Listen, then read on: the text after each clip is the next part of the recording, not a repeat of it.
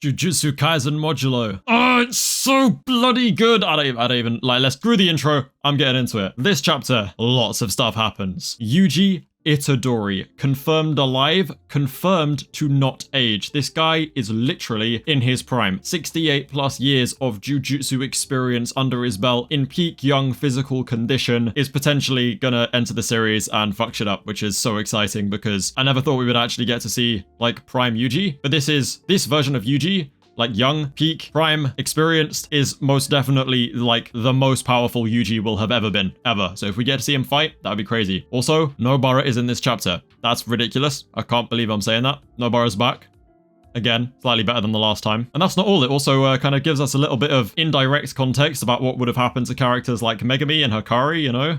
Bums. But yeah, let's get into it because Dabra is scary and everything's gone to shit. It starts off with the aftermath of what actually happened in that conflict, so I'm gonna go chronologically through it, even though the chapter isn't as chronological. But basically, the Yakumaru guy shot Cross. Cross is messed up, bro. It's not looking good. Dabra pulls up. His aura makes everyone shit themselves. Gege has storyboarded this, and Yuji Iwasaki is drawing this guy like he's Sukuna, bro. He does the hand over head, oh, that looks painful, condescending kind of Sukuna vibe look. The way he stands over Yakumaru is like, it's just giving hella Sukuna vibes, I'm not gonna lie. I like, they even call him a calamity. They don't call him special grade. No, we're not talking like, you know, the Yuki Ghetto level special grade. They call him a calamity, a total calamity that only Yuji Itadori would even have a chance of beating. Yeah, like, you might not like it, but I think it's pretty clear at this point this guy is just Sukuna level. Yeah, I think it's just how it is. I'm fine with that. Other people won't be. I don't particularly care. But yeah, so Dabra pulls up. He's very calm. He's very nonchalant. He's like, right, what happened? Who did this? Usami's like getting stressed. Jabaloma's getting stressed. Oski's losing his mind, getting all freaked out over it. Doesn't matter though. Dabra walks over to Yakumaru. Yakumaru shits his pants. Literally, like, look at his face. That guy's scared. Usami immediately on smoke, moves behind him, says stop moving with his cursed speech. Doesn't do anything. Next panel, Yakumaru's missing an arm. He was so fast that even the readers didn't see it happen. He starts tweaking. Usami gets hella backlash from the cursed speech not working. And to be fair, I'm pretty impressed that he's actually alive right now. Can't lie. He can even talk. That's impressive. But yeah, Dabra just didn't even care. He didn't even know what that was. He's like, so this is Earth sorcery? Like, what the fuck are you guys playing at, bro? This is some bitch-made shit. He's not too impressed. Starts moving like Sukuna, and then Usami, despite having the backlash, basically just gets on his knees and like apologizes for this mistake. He's like, please, it's a misunderstanding. Please spare my people. Allow us to return to negotiations. But Dabra is like, with Cross's injuries, he's not surviving, which confirms that Cross doesn't have RCT, and they don't have anyone who can heal using RCT. It's not looking good, bruv. And in exchange for Cross's life, Dabra is going to take the lives of Usami's subordinates. And Usami's like, no.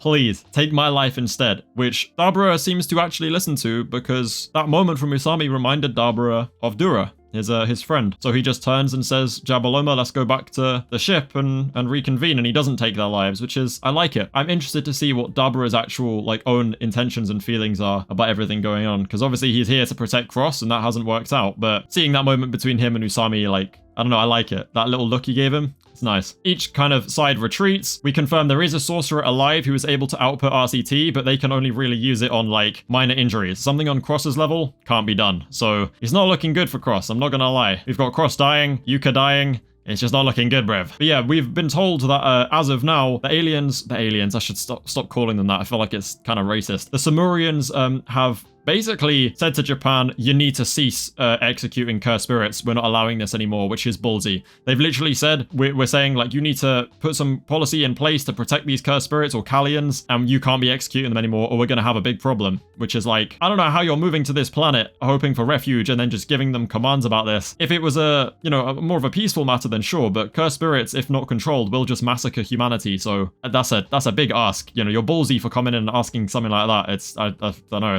I'm not on board with it. So they put off the Great Purge of Tokyo for a while, but a month later, in December of 2086, I think, they were like, we can't keep putting this off because the cursed spirits are going to break out of that barrier. They're going to start, you know, appearing all around Japan again. We can't be dealing with this. So they go at night in secret to actually execute the curses. But unfortunately, Oski and the Samurians feel it because their third eye starts crying. and they know that their little mutual agreement, didn't agree to anything. The commands have been disobeyed, and they are secretly executing cursed spirits because otherwise everything's going to go tits up. So the Sumerians then basically say, right, you keep, killing the cursed spirits. In response, we're going to say that a new formation of a new nation within Tokyo is basically going to belong to us, which makes sense, If the aliens want to, be with the Kallians or the cursed spirits so bad, hell, give them the uninhabitable area of Japan, say they can go live in Tokyo, and that can be their ends. And then you can say to them, you look after these Kallians, and when they break out of that area because you fail to tame them and they come and kill humans, then it's going to be your fault, and it's going to be for you to deal with. That's the best approach. You're going to have to push responsibility on them because their demand is just not. Remember, cursed spirits, they just massacre humans non-stop if you don't control them. So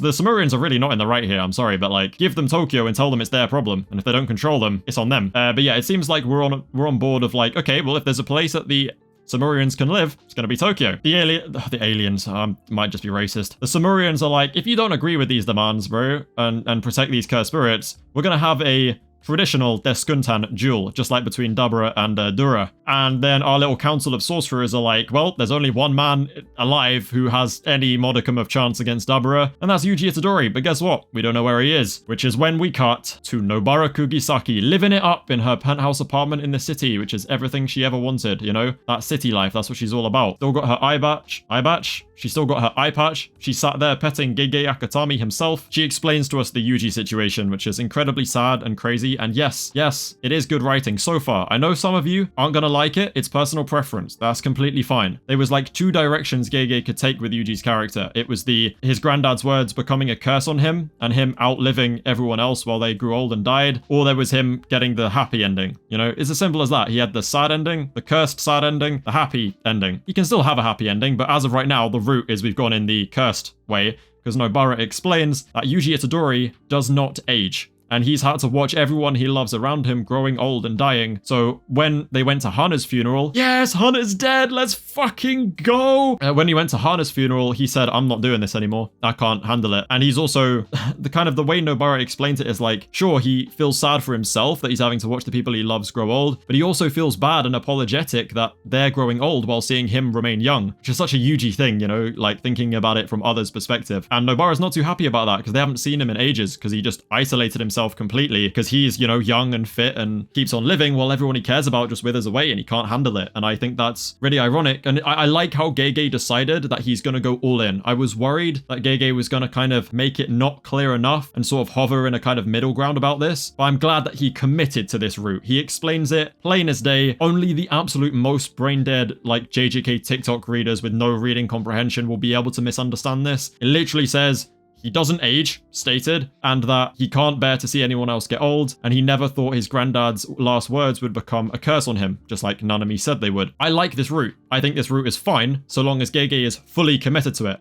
I like the fact that he's gone all in on it. If it went the other direction and he got his happy ending where he dies surrounded by people and that was that works too. If you prefer that path, valid. I'm not going to tell you you're wrong for disliking this. The only thing I am going to tell you you're wrong for is saying that this ruins Yuji's character and is objectively bad. Not the case. Characters are not this solid one-dimensional thing that can only have one possible outcome. The writing here is that he has taken one of the 2 paths that Gege had kind of set up for him. As long as Gege executes that path well, it will be completely fine. So far, I think it's great. And I think in the end, he probably will die in Modulo, and I think he will get his happy ending. And I think that's why Mahito has been shown. I don't think Mahito is coming back. I think Yuji will die in Modulo, and he'll have his conversation with Mahito, and then he'll be surrounded by people, in the afterlife or whatever happens there. In the airport, maybe. Wouldn't that be great? Imagine if Yuji just fights Dabra or something and dies, and then he's in the airport. Nobara's I wish he wouldn't be like that though. If you manage to find him, tell him that I said don't underestimate me, because I can handle it. I can handle watching you being young while I grow old. I just want to see you. Just so wholesome, but it's also so Yuji, and